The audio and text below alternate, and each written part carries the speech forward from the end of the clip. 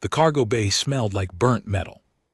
And desperation, Sierra's claws scraped against the station floor as she stood before the merchant's desk, her wings folded tight against her scaled body. 3 cycles of hauling toxic containers, moving shipments that would poison most species, and this is what she got. Nothing. You damaged my goods, Halleck said, his multiple eyes blinking in sequence. The Centauran merchant leaned back in his chair, his skin shifting through smug colors. According to station law, you owe me compensation. That's a lie. Sierra's voice cracked. She hated how weak she sounded, but her children hadn't eaten in 2 days. I moved everything exactly as ordered. The manifests are clean. I checked them myself. Are you calling me a liar? Halleck's voice turned cold. You're a Draken. Your kind barely understands basic commerce. Why would anyone believe you over me? Sierra felt her throat tighten. She was Draken, yes. Her people were strong, could breathe fire, could survive in environments that would kill most species, but in the galactic community, they were seen as primitive, good for heavy labor and nothing else. Nobody cared what happened to them. Please. The word tasted like ash in her mouth. I only need my wages. My children haven't eaten. They're hungry. I just need what you owe me. Halleck laughed. It was a wet, bubbling sound. Your breeding problems are my concern. You're dismissed, and if you continue to harass me, I'll call security and have you banned from the station. Sierra's legs felt weak. She left her children waiting near the loading docks. 4 little ones, their scales dull from malnutrition, their eyes too big in their thin faces. She promised them food. Today she promised, I worked for you, she said, her voice barely above a whisper. 3 full cycles, hazardous materials. You saw me do it. You know I did it right. Get out. Halleck waved a dismissive appendage. Before I decide, you owe me even more. Owen Blake had been loading freight containers onto a hover platform when he heard the Draken's voice. He'd been on Antares 7 for 6 months now, working whatever jobs paid enough to keep moving. Earth colonies felt too small, too settled. Out here he could work with his hands and not think too much about the past. But that voice stopped him. It wasn't angry. It was broken. That he looked up and saw her. The Draken woman was tall, maybe 7 ft, with dark green scales that should have gleamed but looked dusty and worn. Her wings were folded so tight against her back that it looked painful. She was begging. Owen set down the container he was carrying and walked closer. Through the merchant's open office door he could see the whole scene, the Centauran behind the desk looked pleased with himself. The Draken looked like she was about to collapse. Please, she said again. My children. Something hot and familiar kindled in Owen's chest. He'd seen this before. Different planets, different species, same story. The powerful taking from the powerless because they could, because nobody would stop them. But he glanced toward the loading docks and saw them. 4 small Drakens huddled together near support pillar. Kids, babies really. Their scales were the lighter green of youth, and they were so thin. One of them was crying silently, tears running down her small snout. Owen had never been good at walking away from things like this. That he moved to the office entrance. Excuse me. Halleck looked up annoyed. What? I'm Buse. I couldn't help but overhear. Owen said, keeping his voice level. You mentioned damaged goods. Can I see the damage reports? Who are you? Halleck's Eyes narrowed, another laborer thinking. They matter, I work in the cargo bay. I log shipments, if there was damage. There should be documentation, Owen. Stepped inside the office.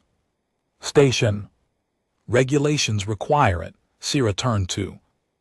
Look at him, her eyes were golden. Reptilian and full of confused hope. She didn't speak, probably afraid to. Hope that Holix's skin flushed in. Irritated purple, this doesn't concern. You human, your species should learn to mind their own business, station. Regulations concern everyone who works. Here, Owen said. He walked to Holix's desk and gestured to the computer. Terminal, the damage reports I'd like to see them. You have no authority. Here, no I don't, but the station administration does, and they take falsified damage claims seriously. Owen met Holix's gaze without blinking. So let's see the reports, unless they don't exist. Holix's colors shifted rapidly, a sign of agitation among Centaurans. You dare accuse me of fraud? I'm asking to see documentation. That's not an accusation. That's just good business practice. Owen's voice stayed calm, but his jaw was tight. She worked for 3 cycles. She deserves to be paid. Show me why she shouldn't be. The Centauran stood, his body swelling with indignation. I've had enough of this. Security, too large. Aliens enter the office. Owen recognized them as enforcers, hired muscle that wealthy merchants kept around to handle problems. They were both Kralix heavy gravity worlders with thick armor, plating and bad attitudes. Remove this human from my office, Holix ordered. He's harassing me. The enforcers moved toward Owen. Each one was at least 300 lb of muscle and natural armor. They looked at him like he was already broken. Owen didn't move. He looked at Sierra instead. How much does he owe you? Her voice was small. 1,500 credits. That's her wage for 3 cycles of hazardous work. Owen's voice was quiet, but something in it made Sierra's spine straighten. That's all you're asking for? She nodded. Oh. Looked back at Holix. The merchant was smiling now, confident. His enforcers were in position. This was over. I'm going to give you one chance, Owen said. Pay her the 1,500 credits plus another 500 for the delay and the disrespect. Do it now and we all walk away. Holix laughed. So did his enforcers. Or what human you'll fight? My security. You're barely 5 and 1/2 ft tall. You're soft, weak. Your species is nothing out here. Owen was quiet for a moment, then he smiled. It wasn't a friendly smile. Yeah, he said softly. That's what everyone thinks. He looked at the enforcers. Last chance to walk away, guys. This doesn't have to get ugly. The first enforcer reached for him. Owen moved. The first enforcer's armored hand came down like a hammer. Owen stepped inside the swing, too close for the impact to have full power. Blow still caught his shoulder and sent pain shooting down his arm, but he'd felt worse, much worse, that he drove his elbow into the soft joint where the Kralix arm connected to his body. The enforcer grunted in surprise, not pain. Not yet, but surprise. Humans weren't supposed to fight back. The second enforcer grabbed Owen from behind, massive arms wrapping around his chest in a crushing hold. The grip would have broken ribs on most species. Owen felt his ribs creak under the pressure, felt his breath cut short. His vision started to narrow. Sierra watched in horror from the corner. Her children's protector was about to be crushed to death, but Owen Didn't panic, he learned a long time ago. That panic was what killed you, panic. And giving up, he threw his head back. Hard felt it connect with something.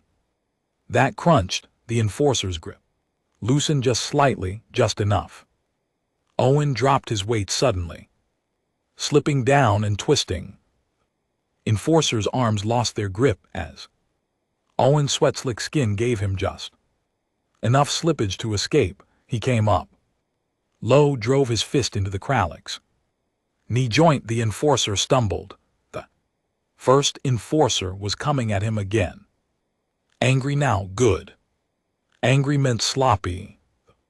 Krallick swung wide, tried to use his superior reach. Owen ducked under it. Came up inside the guard again, and drove 3 quick punches into the enforcer's throat. The armored plates, they were thinner, designed for flexibility. The Krallick made a choking sound and staggered back. Other workers had gathered at the office entrance. Drawn by the sounds of fighting, they watched in stunned silence. A human, one of the weakest species in the galaxy, was fighting 2 Krallick enforcers, and he wasn't losing. That Owen's shoulder throbbed where the first blow had landed. His ribs ached from being crushed. He could taste blood in his mouth from where he'd bitten his cheek. But he'd grown up in the belt colonies, where the gravity was wrong and the air was thin and everything tried to kill you. Pain was just information. It told you that you were still alive. Second enforcer had recovered from the headbutt. He charged at Owen like a freight train, all mass and momentum. No technique, just raw power. Owen waited until the last second, then sidestepped. The enforcer crashed into the desk, scattering Hollicks's carefully organized items across the floor. Stop this! Hollix shrieked. His colors were flashing. In distress. You're destroying my property. Owen ignored him. The first enforcer was coming again, more cautious. Now, he'd learned that the human was dangerous, but Owen could see the hesitation, could see the confusion. How is this possible? Humans were supposed to be weak. They circled each other. Then enforcer feinted left, then right. Owen didn't take the bait. He'd been in enough fights to recognize the setup. The enforcer committed to a real attack, lunging forward with both hands reaching to grab and crush. Owen dropped in, swept the Kathalix's legs. The heavy gravity wielder was strong and armored, but his center of gravity was high. He went down hard, shaking the floor.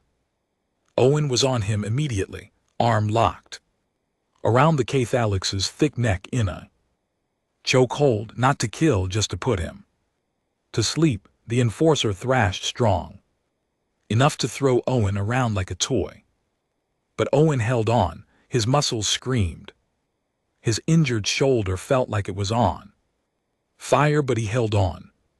The enforcer's movements got weaker, slower, then stopped. Owen let go and stood up, breathing hard. His shirt was torn. His shoulder was probably dislocated. His ribs were definitely bruised, but he was standing. The second enforcer was getting up from the wreckage of the desk. He looked at his unconscious partner, looked at the human who shouldn't have been able to do that.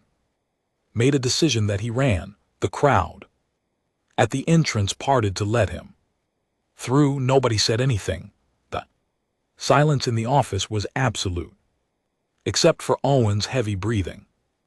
Hollix was pressed against the wall, his colors cycling through every shade of fear. You're insane. You attacked my security. That's assault. Station police will arrest you. Owen walked up to the merchant's desk, or what was left of it. He found a terminal, still intact. Despite the chaos, his hands shook slightly as he accessed the cargo Manifests, according to this, Owen said, his voice rough. Every shipment Sierra handled was logged as delivered. Intact, no damage reports, no insurance claims, nothing. He looked at Holix. You were just going to steal her wages and hope nobody checked, Holix said. Nothing. His colors had settled into sickly gray. The crowd at the door was growing. Word spread fast on a space station. A human had just beaten two Catholics enforcers. People wanted to see if it was true. Owen pulled out his personal communicator and started recording. I'm documenting this for station records. Holix of Centauran Freight Solutions refused to pay wages to a contracted worker.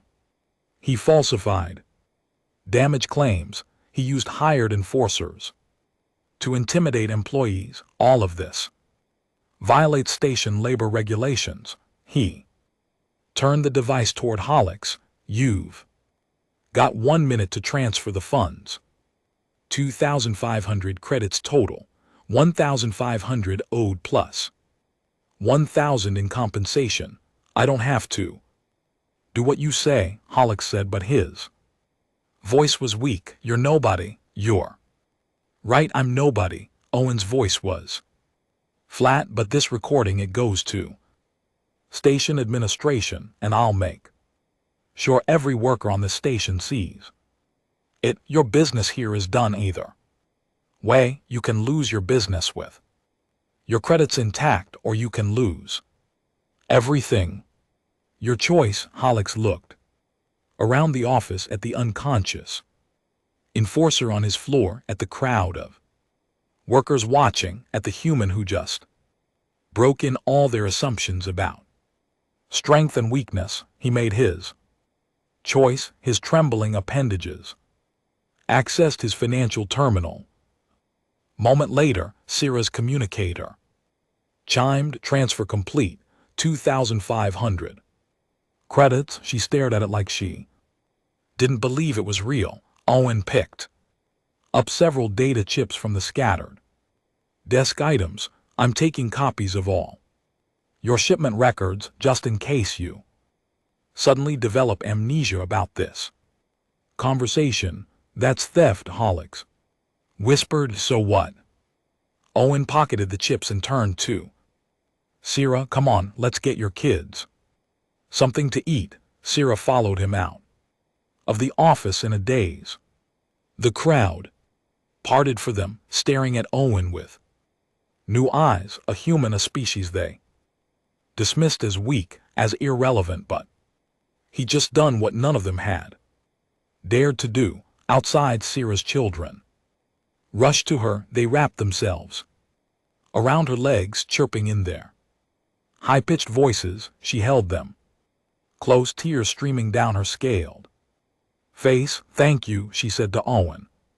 Thank you. I don't know how to repay you. Owen touched his shoulder, gingerly wincing. You don't need to repay me. Just feed your kids. That's enough. One of the hatchlings, the smallest one, looked up at Owen with huge golden eyes. Are you a hero? Owen laughed, then winced because it hurt his ribs. No, Keith. I'm just someone who thinks people should get paid for their work. That's all. But as Sierra led her children toward the station's market district, Owen could feel eyes on him. The workers who'd watched the species, who'd learned something new about humans. Today, maybe he wasn't a hero, but he'd done the right thing, and sometimes that was enough. Owen sat in the small medical bay, watching a medical drone scan his shoulder. The thing beeped disapprovingly at him, dislocated like he'd thought. The drone administered a local pain block, then popped the joint back into place with a mechanical efficiency that made him grit his teeth. You should rest for 3 days, the drone said in its flat, synthesized voice. Your ribs are bruised. Shoulder needs time to heal properly. I'll rest tonight, Owen said. Got work. Tomorrow, the drone beeped again, clearly programmed to disapprove of humans ignoring medical advice, but it let him go. He found Sierra waiting outside the medical bay with her children. They'd been to the market. The hatchlings were eating what looked like roasted vegetables from paper containers, their little jaws working. Happily, they had sauce on their snouts and looked snorts absolutely delighted. You didn't have to wait. Owen said, yes, I did. Sierra stood, and her full height suddenly seemed more impressive than it had before. You were hurt protecting my family, among my people. That creates a debt. There's no debt, I told you, among your people. Perhaps. Sierra's golden eyes were serious. But I am Draken. You shed blood for my children's sake. That means something to us. The smallest hatchling, the one who'd asked if Owen was a hero, tugged on his pant leg. She held up her container of food. Want some? It's really good. Owen smiled. Despite his aching body, he took a small piece of the roasted vegetable and ate it. It was good, spicy but good. Thank you, he said solemnly. The hatchling beamed at him. Over the next few days, Owen learned more about Sierra and her situation than he'd expected. She'd come to Antares 6 months ago after her mate died in a mining accident on her home world. She'd had no family there to help and 4 children to feed. The station had seemed like an opportunity. Work was available for species willing to do dangerous jobs, but the reality had been different. Employers saw Drakens as disposable, strong enough to handle hazardous work, but unimportant enough to cheat without consequences. Sierra had been cheated before. She'd just never been desperate enough to fight back until her children started going hungry. Why didn't you go to station security? Owen asked. They were sitting in one of the station's communal rest areas while Sierra's children played nearby. I did. Twice. Sierra's voice was bitter. They said it was a contract dispute, civil matter. They suggested I hire a legal advocate, and legal advocates cost more than you make in a month. Exactly. She watched her children play, her expression softening. The galaxy is large, Owen, but for people like me, there's very little room in it. Owen had heard similar stories on every station and colony he'd worked on. The system was designed to favor those who already had power. Everyone else just tried to survive. But word of what happened with Holix was spreading. Owen noticed it in the way other workers looked at him, in the conversations that stopped when he entered a room, then resumed with new energy after he passed. Then on his 4th day back at work, Thorian dockworker approached him during lunch break. The insectoid aliens translator clicked as it spoke. You're the one who fought the Cathalics enforcers. It wasn't a question. Owen nodded. Anyway, my employer hasn't paid me in 2 cycles. Says I broke equipment. I didn't, but he has lawyers. And I don't. The Thorian's mandibles clicked nervously. Could you help me? Owen looked at the alien, seeing the same desperation he'd seen in Sierra. Do you have your work logs? Yes. Bring them to me after shift. We'll go through them together. The Thorian's whole body seemed to relax. Thank you. Word spread faster after that. Over the next week, Owen found himself reviewing contracts and work logs for a dozen different workers. Most of the cases were straightforward wage theft. Employers banking on the fact that workers couldn't afford lawyers and didn't understand their rights. Owen helped them file formal complaints with Station administration, he taught them. How to document their work, how to keep records that would stand up to scrutiny. He made himself available in the evenings, going over cases with anyone who asked. He didn't ask for payment, didn't want recognition, he just did it. Because it needed doing, Sierra watched. This with growing respect. She brought him food when he skipped meals to help workers. She made sure he took breaks when his injured shoulder started bothering him, and slowly, carefully, she started telling him about Draken culture. We don't make friends easily, she explained one evening. Our bonds are chosen carefully, but once made, they're absolute. Family is everything to us, blood family or chosen family, it doesn't matter. We protect our own. That's beautiful, Owen said. You protected my children, Sierra continued. You shed blood for them, ask nothing in return. Among my people that makes you wing brother family. Owen was quiet for a moment. I am honored, but I don't know what that means exactly. It means my children are your children, your enemies are my enemies, your safety is my concern. Sierra's eyes were intense. It means I would die before letting harm come to you. That seems like a lot for helping someone get their wages. To you, perhaps it was simple justice. To me, you saved my family from starvation.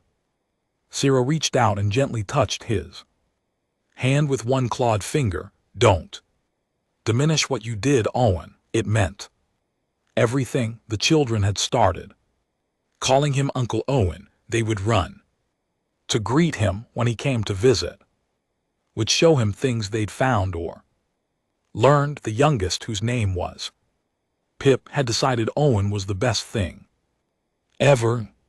She followed him around whenever possible, asking endless questions about humans and Earth. Is it true humans can eat almost anything? She asked one day. Pretty much. We're adaptable, even poison things. Well, some poisons make us sick, but we can usually recover from stuff that would kill other species. Owen smiled. Earth was pretty hostile.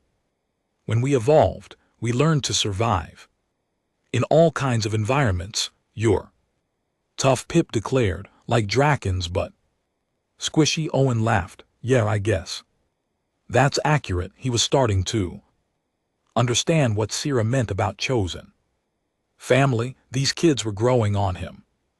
Their joy, their resilience, their simple trust. They'd been through hell, but they could still laugh and play and see wonder in the world. I could too. Reminded him why he'd left Earth in the first place, why he kept moving from station to station, taking whatever work he could find. He'd been looking for something worth protecting, something worth fighting for. Maybe he'd found it. Station security finally finished their investigation of Holix. The merchant was banned from Antares 7 and fined heavily for labor violations. Several other workers came forward with complaints once they saw someone had successfully challenged the system. That IT wasn't a revolution, it wasn't even major reform, but it was something. A few dozen workers got their wages, a few corrupt employers learned they couldn't cheat with complete impunity. Small victories, but they mattered. Owen's shoulder healed, his ribs stopped aching, and he kept working, kept helping, kept showing up for people who needed someone in their corner. Sierra gave him a gift on the day station security officially closed Holix's case. It was a small medallion carved from dark stone with a Draken family crest engraved on it. This marks you as wing brother to our clan, she said. Anyone who sees it will know you're protected by Draken honor. Owen held the medallion carefully. It was warm from Sierra's hand, and he could feel the weight of what it represented. Not just a gift, a promise, a bond. "Thank you," he said quietly. Pip hugged his leg. "Now you're really family." "Yeah." Owen thought, "Maybe I am." Owen didn't realize how much the station had changed until someone tried to kill him. That IT happened 3 weeks after the incident. With Holix, Owen was walking back to his quarters after a late shift when 4 figures stepped out of side corridor. They wore unmarked armor and carried weapons that hummed with barely contained energy. Professional killers, not station thugs. Owen Blake, one of them, said through a voice modulator, "You've made certain people very unhappy." Owen's hand moved slowly to his tool belt. Not much there that would help against energy weapons, but he wasn't going to just stand still and die. "I don't suppose we can talk about this." "Nothing personal, just business." The leader raised his weapon. Fire erupted from the corridor behind the killers. Not metaphorical fire, actual flames that burned blue hot and turned the station's recycled air into a scorching wind. The killers scattered, their armor protecting them, but their visibility gone in the sudden inferno. Sierra landed between Owen and the attackers. Her wings spread wide, smoke still curling from her jaws. She was magnificent and terrifying, every inch the apex predator her species had evolved to be. "You will not touch him," she said, her voice resonating with a dysubsonic growl that Owen felt in his chest. Point 2 more Drakens appeared from other corridors, larger than Sierra, with darker scales and old scars marking their bodies. Male Drakens, warriors by the look of them. They moved to flank Sierra, creating a wall of scales and teeth, and barely controlled fire between Owen and the hired killers. "This doesn't concern you," Draken, the leader, said, but his voice had lost its confidence. "Walk away. He is wing brother to my clan," Sierra said. "His blood is our blood. His enemies are our enemies, so this concerns us very much." The largest of the male Drakens, his scales almost black, let smoke drift from his nostrils. "You face 3 Draken warriors. Your weapons might kill one of us before we tear you apart, maybe even 2, but the 3rd will survive and you will not." He showed his teeth. "Choose carefully." The killers looked at each other. This wasn't what they'd signed up for. A lone human, easy target, not a pack of angry dragons willing to die to protect him. They retreated, weapons still raised but backing away slowly. Once they had distance, they ran. Owen let out a breath he didn't know he'd been holding. "Thank you." "Family protects family," Sierra said simply. She turned to the 2 males. "Owen, this is Gresh and Tomer. They're from my home world. When I told them what you did for my children, they wanted to meet you." Gresh, the big black scaled one, studied Owen with intelligent eyes. "You're smaller than I expected." "I get that a lot," Owen said.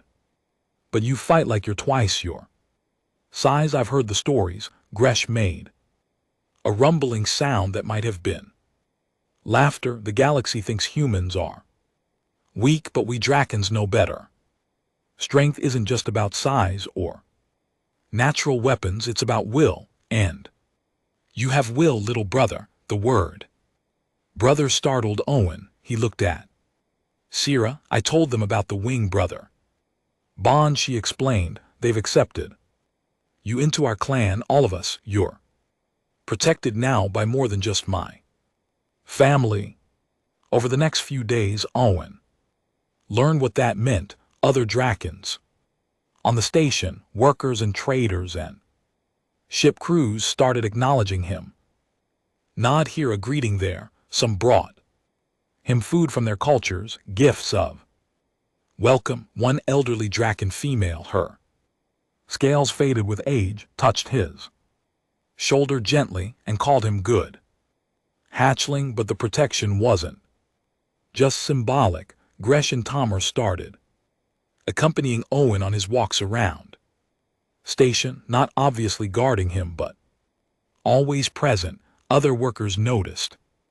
The ones who'd been emboldened by Owen's example took heart. The ones who'd been exploiting workers grew nervous. That a delegation came to see Owen one evening. 5 different species, all workers, all carrying the same look of desperate hope he'd seen in Syrah's eyes weeks ago.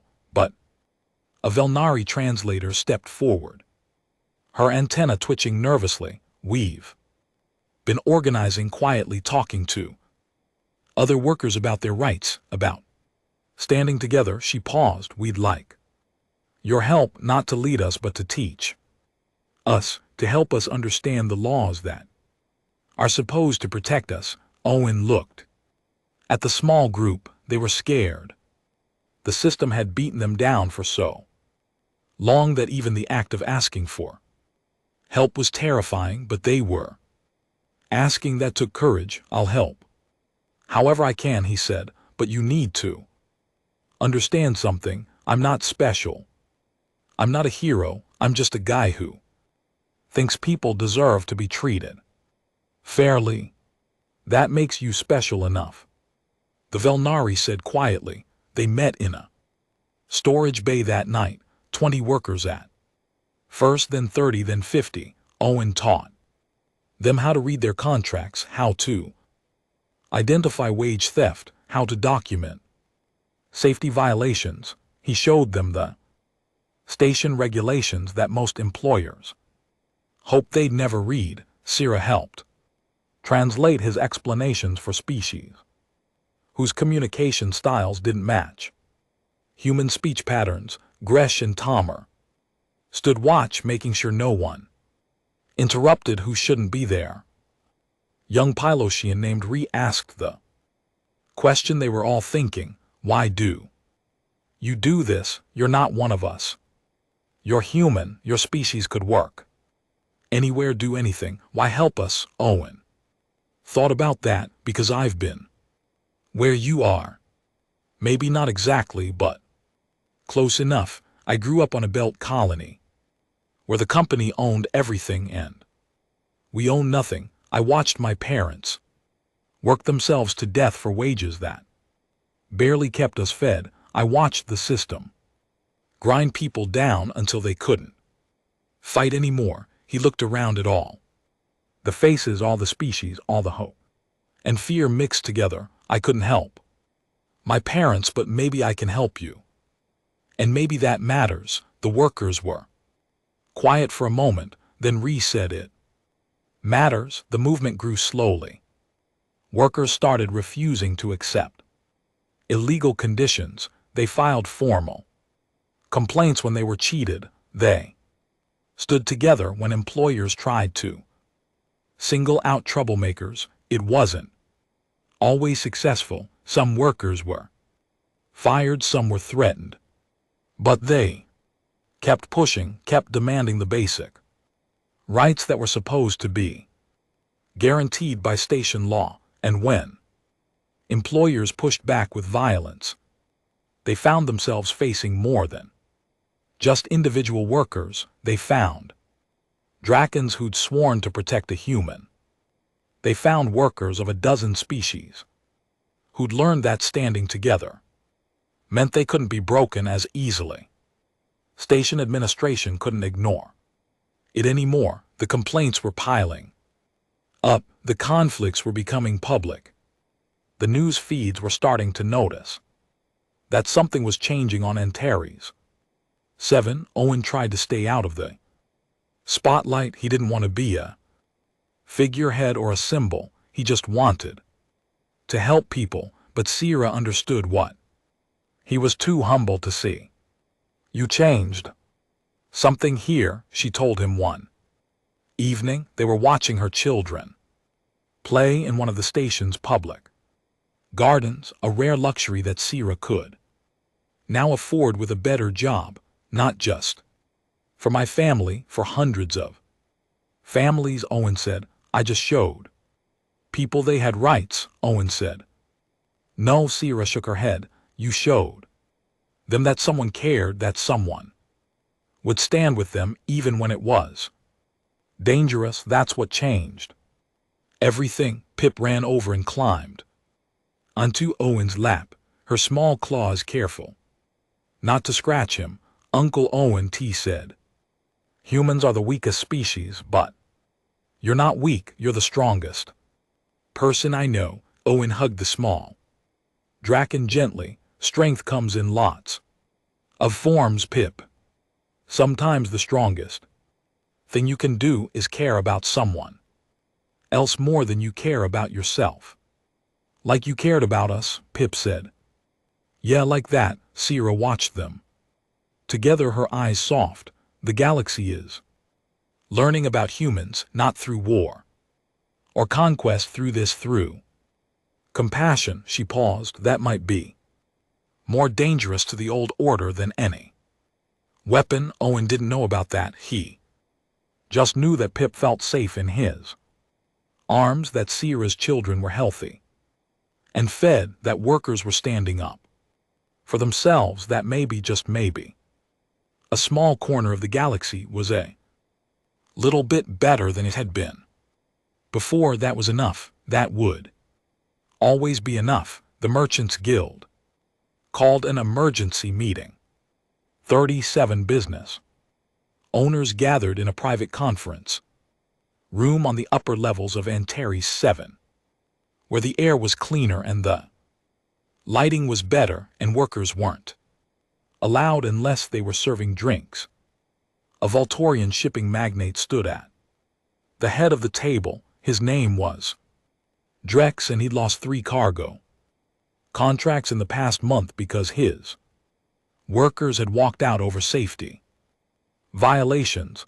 This human is destroying our profit margins. It's not just him, a Centauran trader added. It's what he represents. Workers who think they deserve fair treatment, who think they can challenge us. We pay good money for those labor contracts, Drex continued. Below minimum wage was the entire point. Now station administration is actually enforcing regulations. Do you know how much compliance costs? A Relaxian banker tapped her financial pad. Collective losses across this guild are estimated at 18 million credits this quarter, all because one human decided to play hero. The hired contractors failed, someone else noted. The Drakens are protecting him now. Then we go bigger, Drex said. We have resources, we have connections. One human and a handful of lizards can't stop all of us. They were wrong about that. Owen got the warning from an unlikely source. A young Voltorian accountant who worked for Drex approached him at the docking bay, looking terrified. They're planning something, the accountant whispered. The guild, they want you gone, not just fired. Gone? How gone? Owen asked, though he already knew. Very gone. They're hiring off-world specialists, military contractors, not just station enforcers. The accountant's voice shook. I don't agree with what they're doing. My wages were stolen too before you helped us organize, but I can't speak out openly. I have family. They destroy us. I understand, Owen said. Thank you for the warning. Be careful, the accountant said, then disappeared into the crowd before anyone could see them talking. Owen told Sierra that evening. Her reaction was immediate and fierce. We leave tonight. I take my children and we go somewhere else. You come with us. Her eyes flashed gold in the dim lighting. Your life is worth more than the station. Where do we go? Owen asked gently. This isn't just About Antares 7, this is about a system that treats workers like disposable resources. Running doesn't fix that. Then we fight. Gresh and Tomer will help other Drakens too. We're warriors, let them send their contractors. Owen shook his head. Violence is what they want. It gives them justification to crack down hard, to declare the worker movement security threat. We can't win that way. So what do? Sierra's voice was anguished. Let them kill you. No, we go public, completely public. Owen pulled out his communicator. We tell everyone exactly what's happening. We make it impossible for them to act quietly. Over the next 12 hours, Owen and the worker organizers compiled everything, every wage theft complaint, every safety violation, every contract that violated station law. They included personal testimonies from workers across multiple species. They documented threats, intimidation, and the hired killers who tried to murder Owen, and they released it all, not just the station administration, but to every news service, every social feed, every communication channel they could access. They titled it simply, "The Real Cost of Cheap Labor on Antares 7. The response was immediate and overwhelming. News services across 3 sectors picked up the story. The image of a human worker standing up to corporate exploitation resonated with audiences who'd seen similar abuses on their own stations and colonies. The fact that he'd nearly been killed for it made the story even more compelling. Station administration was flooded with inquiries. Tourist shuttles started canceling docking reservations. Trade partners began demanding assurances about ethical labor practices. The economic pressure was enormous and immediate. The Merchants Guild found themselves in an impossible position if they moved against Owen. Now, with every eye on the station, they confirmed everything in the report, but if they did nothing, the reforms would continue. Station Administrator Qualies, a cautious bureaucrat who'd avoided the labor disputes for months, finally called a public hearing. Every party would present their case. Proceedings would be broadcast live. Owen stood before a packed hearing room, workers filling every available space. Sierra and her children sat in the front row. Gresh and Tomer flanked the doorways, their presence a clear message. I'm not a politician, Owen began. I'm not a revolutionary. I'm a cargo handler who thinks people should get paid for their work and not be poisoned by unsafe conditions. Apparently, that's a radical position. He went through the evidence methodically, showed the documented wage theft, the safety violations that had killed or injured workers, the contracts that violated basic station law. He presented testimonies from dozens of workers, their voices finally heard. After years of silence, Drek stood to rebut, his prepared speech full of talk about economic realities and competitive markets.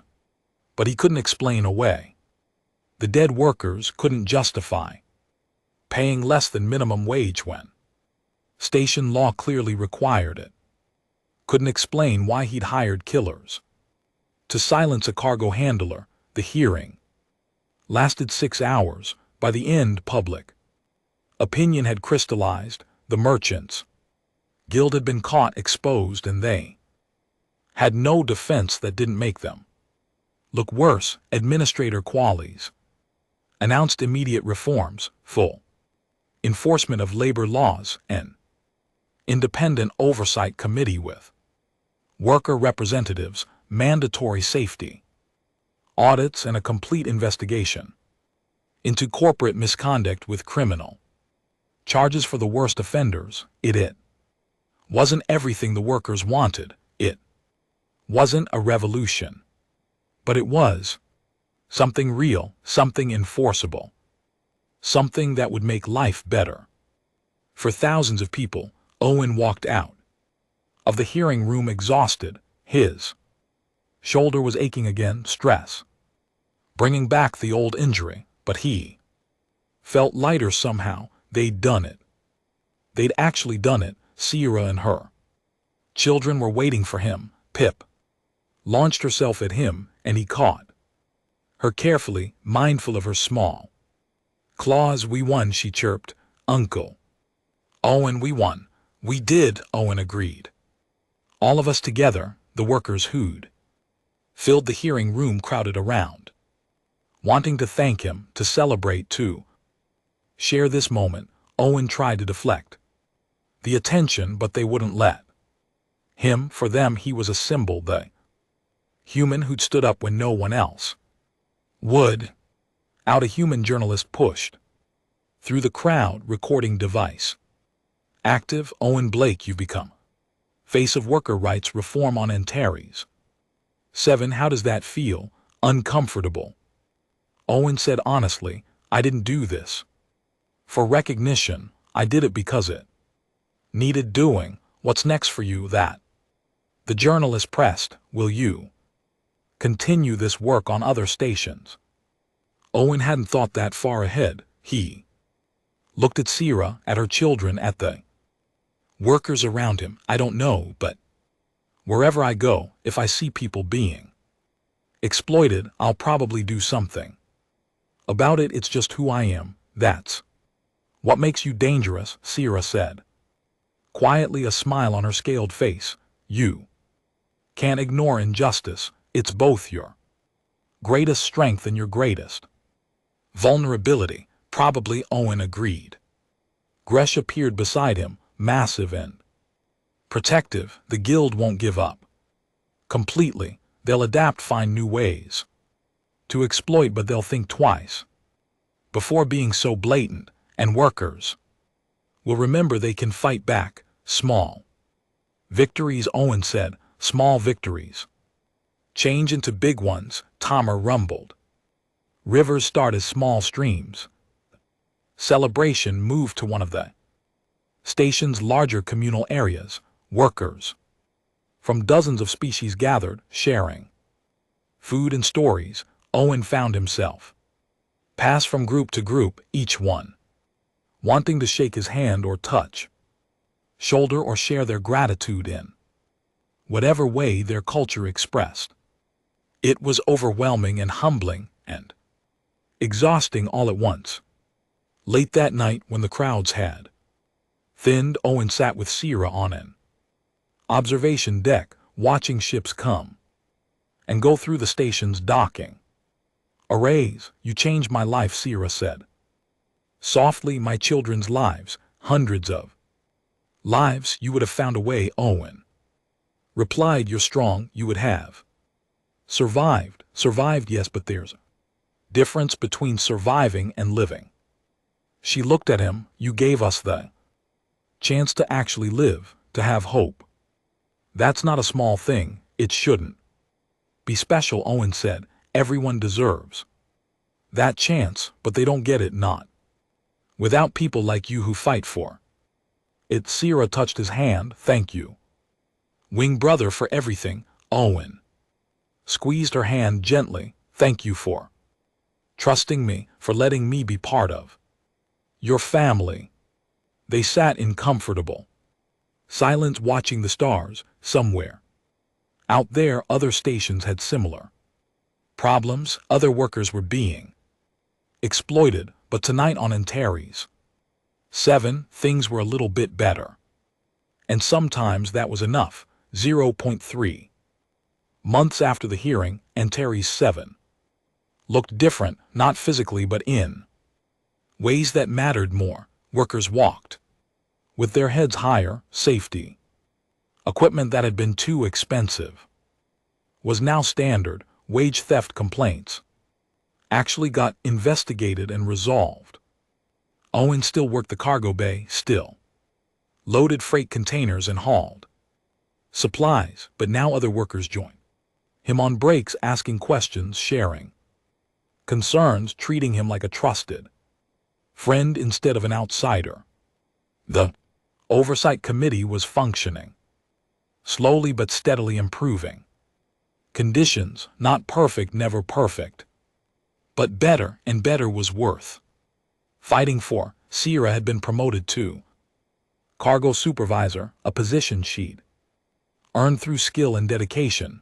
Her children were thriving. The youngest 3 attended the station school, learning multiple languages and making friends across species. Pip had announced she wanted to be a worker, advocate when she grew up, just like Uncle Owen.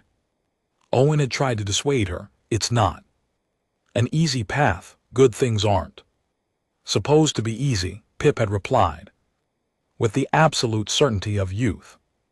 You taught me that. He couldn't argue with that logic.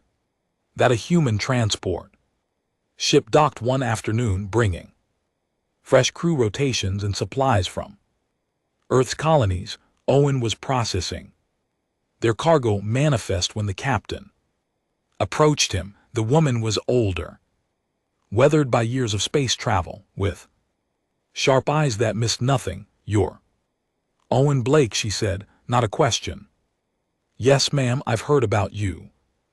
Whole sector has. She handed him a data pad. I have a message from the Colonial Workers Union. They want to know if you'd be interested in consulting work, helping workers on other stations, organize, teaching them what you've learned here. Owen looked at the data pad. The offer was generous. Real money, travel, a chance to spread the reforms beyond Antares 7. It was everything he'd been working toward, offered on a silver platter. Can I think about it? He asked. The captain smiled. Take your time. Will be docked for 3 days. But, Owen, what you did here matters a lot. Of people want to replicate it. You can help millions of workers across human space and beyond.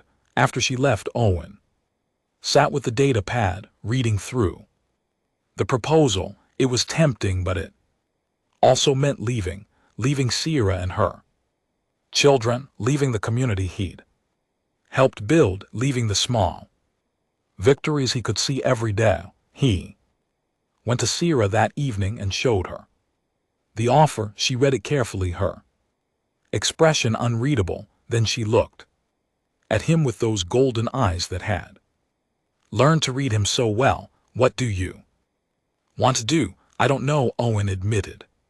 Part of me wants to help more people, but part of me doesn't want to leave. This is home now, your family. We are family, Sierra agreed, which means we want what's best for you, even if it's hard. For us, that's not helpful, Owen said. But he was smiling. Pip, who'd been listening from the doorway, came into the room. Are you leaving, Uncle Owen?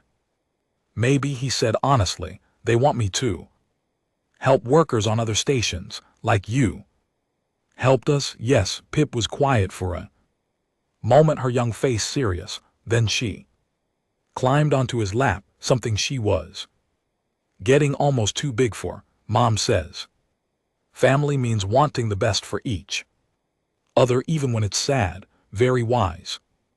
Owen said, his throat tight. So if you need to go help other people, we understand, but you have to promise to come back and visit a lot. Owen hugged her gently. I promise. Sierra touched his shoulder. You have 3 days to decide. Think carefully, wing brother. This is your choice, and we'll support whatever you decide. Owen spent those 3 days talking to workers, to the oversight committee, to the people who'd become his community. They all said the same thing in different ways. He'd given them the tools to continue the work. They could maintain the reforms, could keep pushing for better conditions. They didn't need him to hold their hands anymore. It was both flattering and humbling. He'd succeeded well enough that he was no longer essential. That was exactly how it should be. On the last day, he sat with the worker organizers in their usual meeting space. The young Palaxian who'd asked him why he helped, spoke for the group. "We want you to go," said, "not because we don't value you, but because we do. You showed us how to fight for ourselves. Now you can show others. That's more important than staying here where things are already improving. Besides, a Thorian worker added, "You've trained half of us in labor law and organizing tactics. We're not helpless anymore. That's what you gave us." Owen looked around at the faces, all different species, all united by shared struggle and shared victory. "You're sure?" "We're sure," said. "Go teach the galaxy what you taught us, that workers deserve dignity, that standing together means you can't be broken, that compassion is strength, not weakness. When you put that way," Owen said, "how can I refuse?" He accepted the Colonial Workers' Union's offer the next morning. The contract was for 1 year, consulting and training across 6 different stations. After that, he could renew or return to Antares 7, flexibility built in, because they understood he had family here. The send-off was larger than Owen expected. Hundreds of workers gathered at the docking bay, representing dozens of species, all there to say goodbye to the human who'd stood up for them. Sierra and her children were at the front of the crowd. The kids were trying to be brave, but their eyes were wet with tears. Even the older ones, who usually try to seem tough, were openly crying. Owen knelt down to their level. "This isn't goodbye forever. I'll be back, I promise. And I'll send messages every week. You won't get rid of me that easily. You better come back," Pip said fiercely. "Your family doesn't just leave. Family does what's necessary," Owen corrected gently, "and sometimes it means being apart for a while so you can help more people. But the bond doesn't break, understand?" She nodded, then threw her arms around his neck. Her siblings joined in, creating a mass of small Drakens and one human, all holding each other tight. Sierra waited until the children stepped back, then pulled Owen into a crushing hug. Her strength could have broken his ribs, but she was careful, always careful with him. "Come back to us," she whispered. "Please, always," Owen promised. "You're my family. I'll always come back." He boarded the transport ship with his few belongings and the Draken family medallion Sierra had given him months ago. As the ship prepared to depart, he watched through the viewport as the crowd waved, as Sierra held her children, as the community he'd helped build send him off to help others. The captain joined him at the viewport, having second thoughts. "No," Owen said, "just remembering why this matters." "And why does it matter?" Owen touched the medallion around his neck. "Because everyone deserves what Sierra and her children have now: safety, dignity, a fair chance at a good life. That shouldn't be revolutionary, but if it is, then I guess I'm a revolutionary." The captain laughed. "The galaxy isn't ready for more humans like you." "Good," Owen said. "Maybe that means we'll actually change things."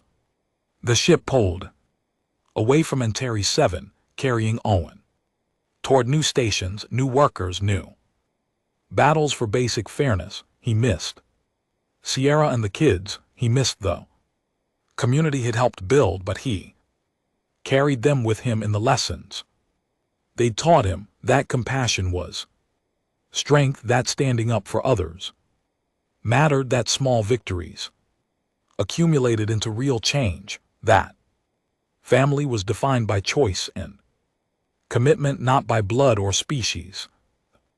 Galaxy was vast and injustice was everywhere, but so was hope, so was the potential for change, and wherever went, he'd carry that potential with him. That he'd been asked once why he helped people who weren't as kind, who weren't human. The answer had seemed obvious then and seemed even more obvious now, because they were people, because they deserved help, because it was right. That was all the reason he needed. That would always be all the reason he needed. As the stars stretched past the viewport and the ship jumped to faster than light travel, Owen Blake allowed himself a small smile. He'd started this journey to try to help one desperate mother get her wages. He'd ended up with a family, a movement, and a purpose that would carry him across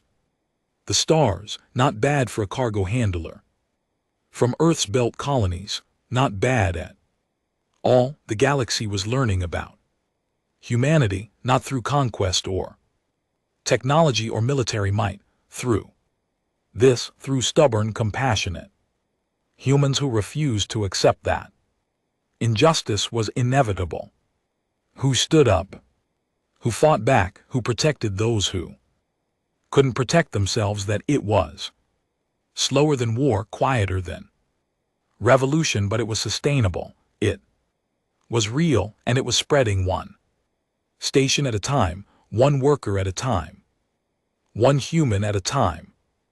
Owen Blake was just one human, but he'd proven that one human acting with courage and compassion could change the world, or at least change a small corner of it, and sometimes a small corner was enough to start with. The future was uncertain. The work was hard, but Owen had learned something important on Antares 7. He'd learned that he wasn't alone. That family came in unexpected forms. That standing together meant you were stronger than any oppressor. The ship carried him toward new challenges, new opportunities to help, new families to find and protect, and somewhere behind him, on a station that was just a little bit better than it had been before, a Draken mother and her children looked up at the stars and knew that their winged brother would return, because family always came home, always.